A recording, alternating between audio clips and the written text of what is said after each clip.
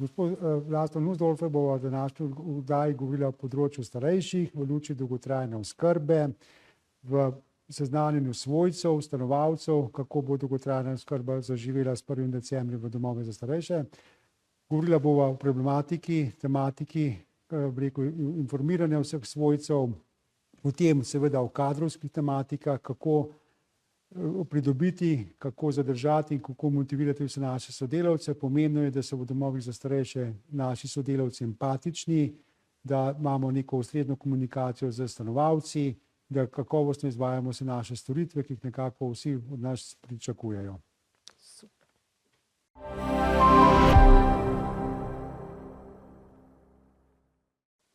Spoštovane gledalke, dragi gledalci, gledate oddajo Moja modrost, aktivna starost. Zelo se trudim, da povabim zanimive goste. In kaj bolj kot ta hip zanima vas, gledalke in gledalci, kot prav dolgotrajna oskrba. Kako priti v dom, kako v njem ostati, kako tam živeti.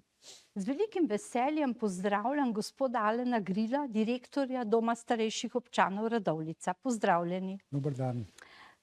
Morda veste, zakaj sem vas izbrala? Vam bom kar odgovorila. V zadnjem času sem vas nekajkrat videla in slišala v medijih. Zdelo se mi je zelo pomembno, da govorimo tudi pozitivno, kajti vsak dan slišimo toliko slabih novic. Ljudje se bojijo starosti, bojijo se dolgotrajne oskrbe, veliko je negativnosti.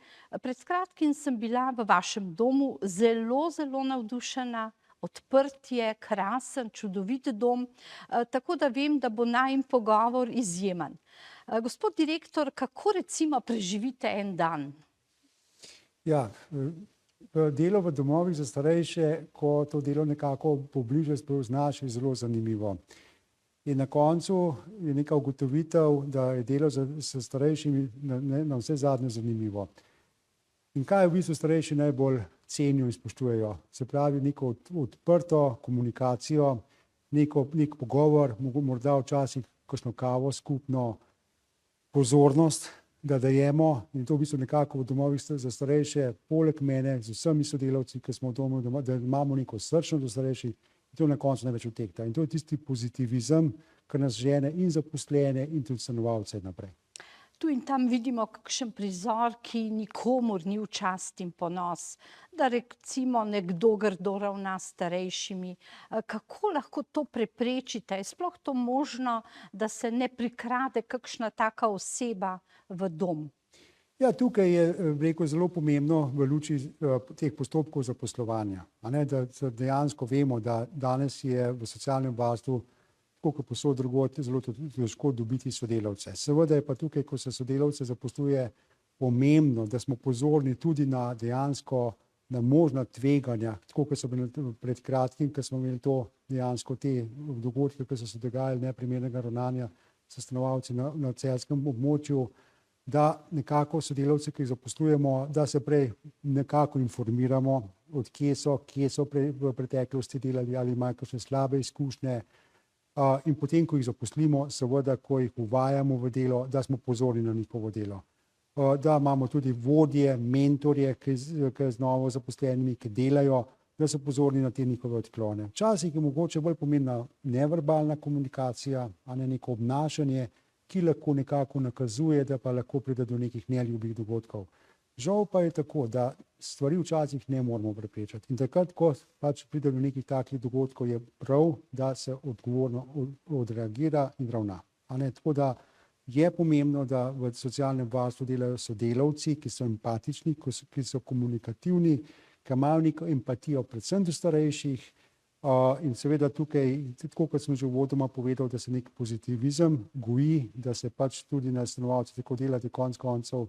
Mogoče so včasih 2-3 besede več, kot pa neko zdravniško mnenje ali pa neke zdravila, konec koncev to več utekta na koncu. Imate sestanke z zaposlenimi, imate nekoga, ki jih recimo nadzira, greste tudi po domu, kot na fotografijah, ki ste jih poslali, vidimo, je veliko družabnosti v domovih.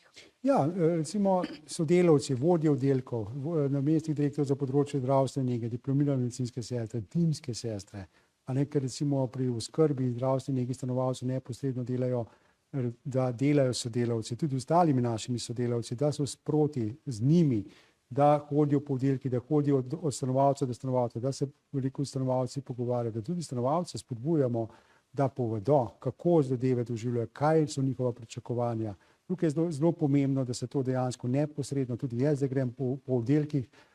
Moja vloga je, veste, tako, ko me stanovalci vidijo, veliko gremo v kakšen klepet, se malo poklepetamo in hitro čas mine.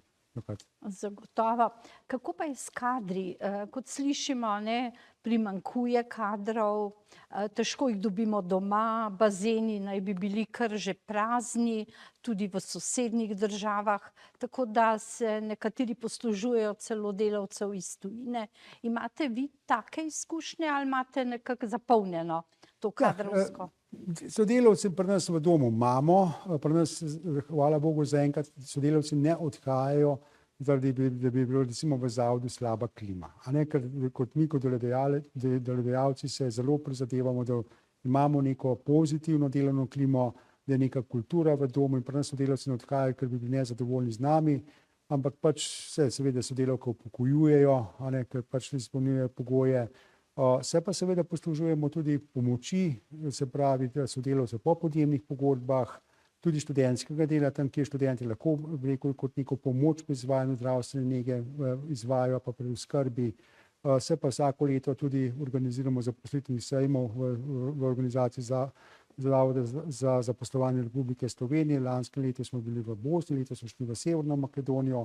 Tudi da se pač iz teh držav pripeljejo delavci v Slovenijo, vendar so pa tukaj zelo oteženi postopki, dolgotrajni postopki zaposlovanja tujcev. Tukaj pa mislim, da bi se mogla država nekako odločiti, da pač bomo tuje delavce imeli in jih seveda pod nekimi zmernimi, rekel, postopki zaposlovali, a ne, da se pač nek postopek da izvesti v nekem doglednem času pod nekimi ustreznimi pogoji. A ne, ker tako, kot je trenutno te postopke potekajo, zaposlovanje tujcev zelo oteženo in rekel zahtevno področje. Jih imate sploh tako iz tujine, imate iz Makedonije, Bosne? Nekaj jih imamo iz Bosne, nekaj jih imamo iz Severne Makedonije, tako da imamo že nekaj izkušenj s temi sodelavci. Je pa seveda tukaj, tako kot sem že omenil, postopek zaposlovanja tujcev zelo dolgotrajen, zahteven postopek. In seveda tudi potem namestitev za te delavce, ki je pač treba zagotoviti. Imate kakšna stanovanja ali pridejo tudi z družinami? Stanovanj mi nimamo. Nekateri domovi za starejše imajo neke kapacitete, drugače večina domov mislim, da tega nima. In tukaj je v tem postopku zaposlovanja tujcev problem namestitev. Seveda država tukaj sofinancira, se pravi, najemnino, namestitvene kapacitete v višini 250 evrov. Tako da to se lahko tukaj črpa, se pa seveda delodajalci, ko nekako vodimo postopke za zaposlovanje tujcev, pomagamo tem bodočim sodelavcem pri iskanju namestitve, ni pa neke sistemske rešitve tukaj. Kako pa so sprejeti v kolektivu? Morate kaj posebenega narediti, da jih uvedete? Jezik je kdaj problem? Seveda, mi nove sodelavce, ki jih pripeljemo v naš zavod, v naš dom, jih predstavimo sodelavcem. Moram pa reči, da so kar pozitivno sprejeti in tako naših sodelavcev, kot tudi stanovalcev. Tako da tudi jezik se pa naučijo potem. Čemu pa pripisujete uspeh, recimo, kakšen mora biti direktor, predvsem kakšen, da ohranja to klimo, da je dom pozitivno sprejet, tako v občini kot za zaposlene in seveda oskrbovance?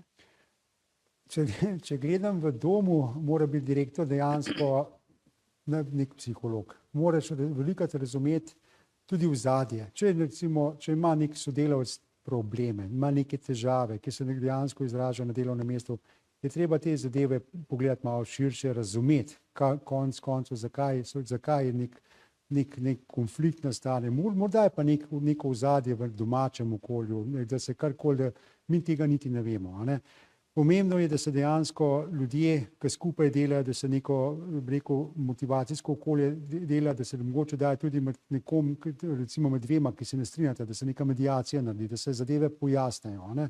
Da recimo, da tudi vodje oddelkov, posamezni sodelavci, da imamo neke skupne cilje. Mi vedno pravimo, mi z mano vred smo vedno za dobrobit stanovalcev, filozofija v domovih je, da smo mi v njihovem domu, ker so oni tam doma in to so stanovalci. In mi smo pri njih zato, da jih dobro skrbimo.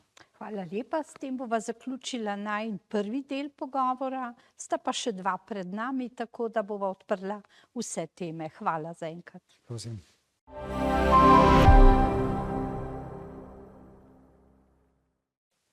Cenjene gledalke in dragi gledalci, še vedno se pogovarjam z direktorjem Doma starejših občanov v Radovljici, Alenom Grilom.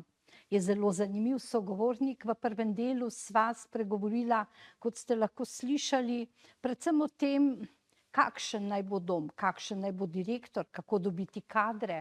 Sedaj bi pa prešla, gospod Gril, na najbolj aktualno temo, ki zanima naše gledalke in gledalce, tako imenovano dolgotrajno oskrbo.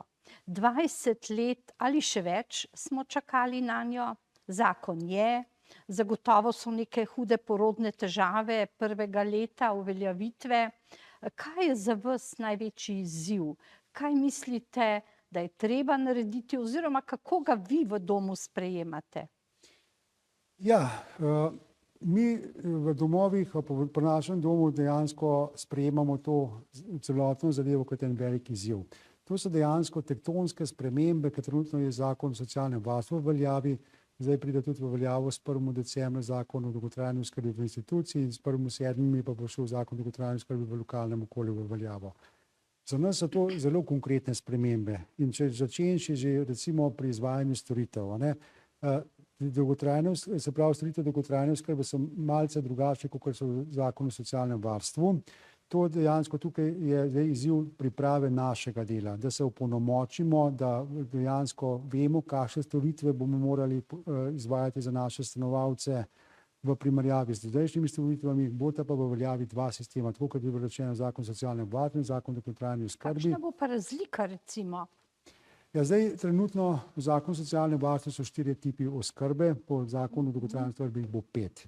Tukaj bo majčkeno razlike, majčkeno bo recimo po poklicnih skupinah, po efektivnih urah, ampak generalno, če tako rekel zadevo, generalno pogledamo, ravno tako bomo poskrbeli za naše stanovalce, ki so v domovih. Ne bo slabše oskrbe, ljudi je straha, da bodo sicer manj plačevali, ker bo nekaj šlo na račun dolgotrajne oskrbe, ampak da bo več doplačil.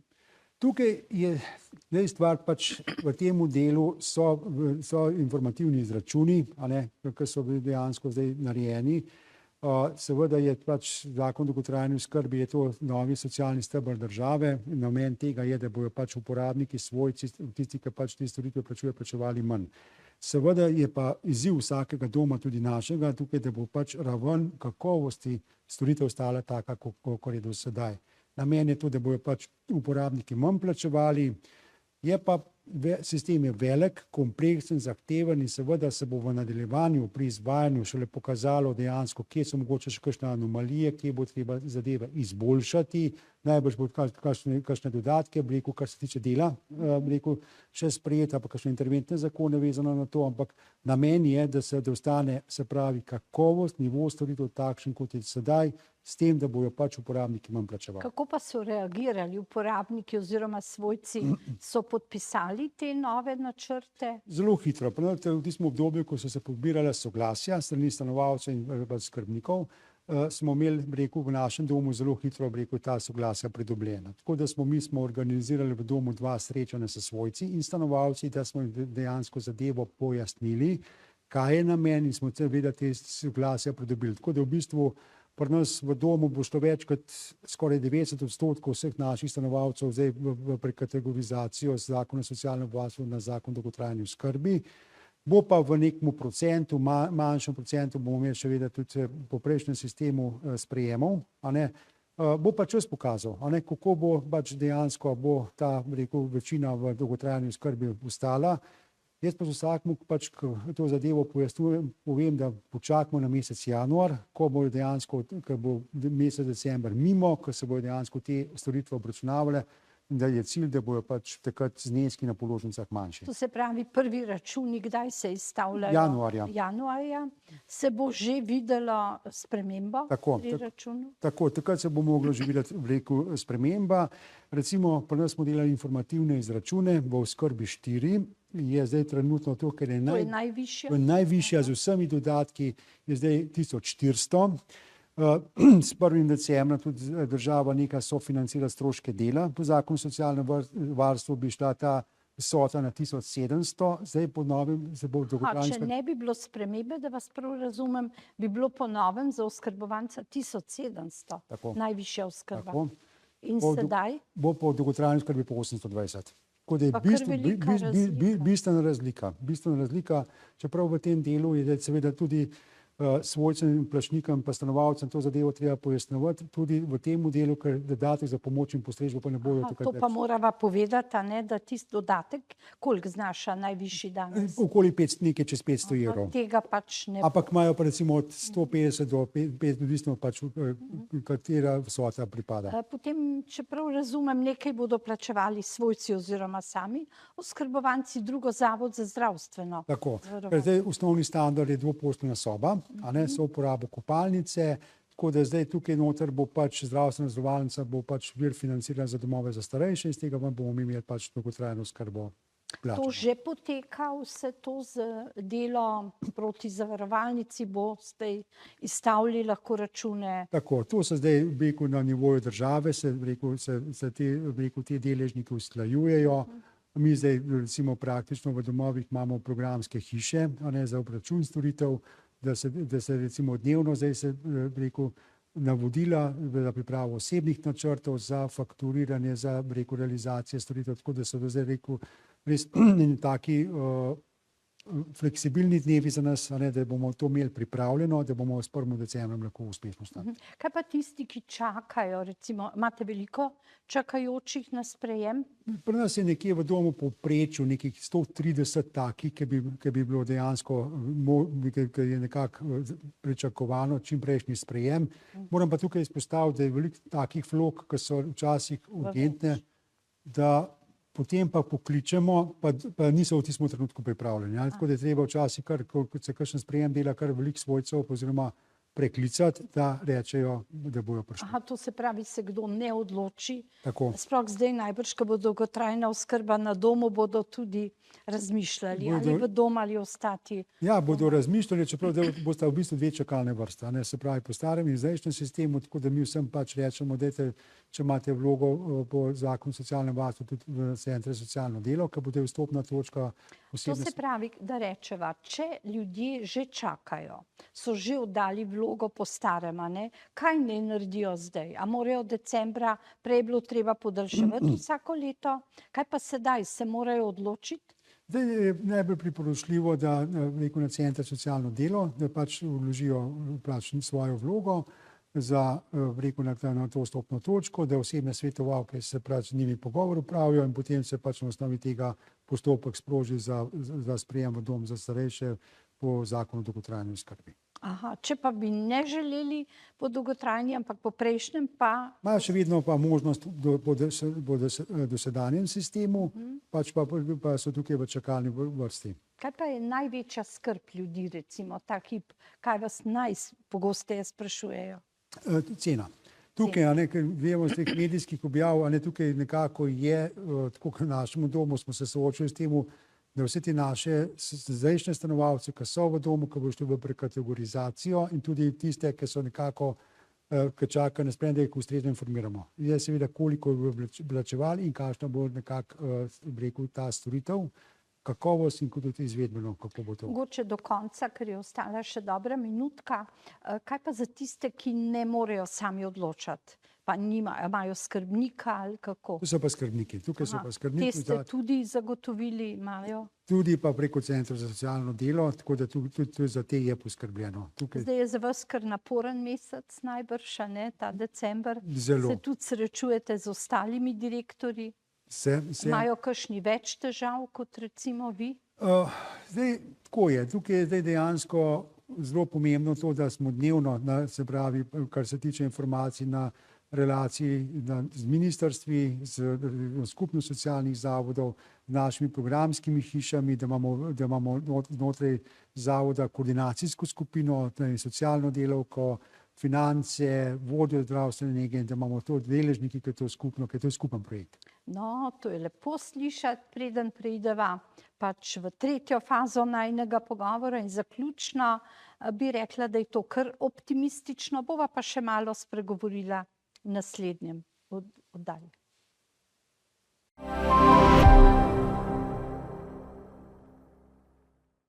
Spoštovane gledalke in gledalci, smo v zaključnem delu oddaje, pogovor z direktorjem doma v Radovljici, gospod Alen Gril je moj gost, kot ste lahko slišali.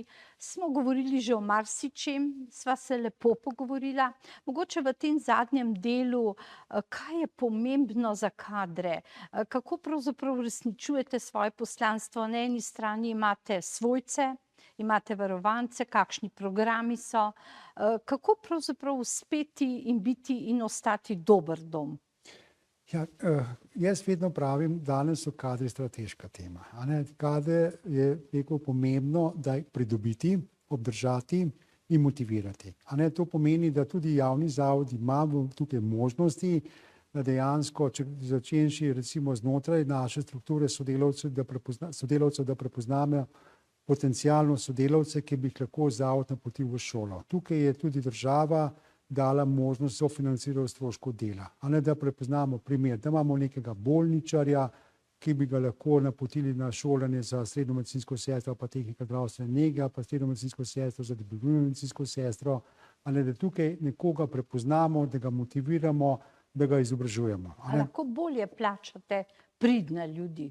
Ja, tukaj lahko, ampak tukaj mislim, da je pa so še priložnosti dejansko, da bi mogoče da bi nekako bilo tudi znotraj tega zakona o javnih uslužbencih dejansko, da bi bil mogoče tisti del nekako finančno bolje vrednoten za odlične sodelavce. Ker trenutni sistem, ki tukaj je, seveda obstaja, ampak se mi zdi, da je premalo motivacijski. Da nekdo, ki res odlično dela, seveda se ga oceni, se mu točkuje te zadeve, ampak mislim, da na koncu pri plači bi bilo lahko za enega odličnega sodelavca mogoče to malo bolj, ker je bila neka motivacija za to, da bi tudi mogoče ostali malo videli. Zdaj mogoče ta sistem trenutno, ki je ni toliko motivacij, kar se tiče tega nagrajevanja nadpovprečnika odličnih sodelavcev. Potem je tukaj mogoče tisti menedžerski vidik dejansko, da nek zavod, ki deluje, da sodeluje tudi z izobraževalnimi institucijami. Pri nas na domu Janka Benedika v Radovljici sodelujemo s srednjo zdravstveno šolo, medicinsko fakulteto. Ki jo imate? Jeseniško. In zdaj imamo tudi, recimo, bomo imeli pri nas bolničarje, ki so najbolj iskani trenutno znotraj zdravstvene nege v domovih, tako kot poleg tehnikov zdravstvene nege in srednjih medicinskih sester, smo učna baza. Jih bojo prišli. Aha, prav vi ste učna baza za učenjem bodočih kadrov. Tako. In pri nas bojo prišli bolničarji v prvem letniku upravljati prakso in to je že potencialno naš bazen bodočih zaposlenih, ker bojo pri nas prakso delali, spoznali bojo okolje, delovno okolje in se bodo seveda, če gledamo optimistično, tudi odločili za zaposlitev pri nas. Da ne pozabim, zdravnika imate v domu, psihiatra, kako je to poskrbljeno? Tukaj je seveda primarna raven zdravniške obravnave, imamo zdravnika, 4 na teden ambulanta dela, seveda zdravnik veliko vključen v zdravstveno nego in tudi psihiatra. Tukaj je mora ta, zdravniška obravnava, kompatibilnost z zdravstveno nego potekati, da so vsi ti vidiki dejansko pa potrebe zagotovljene.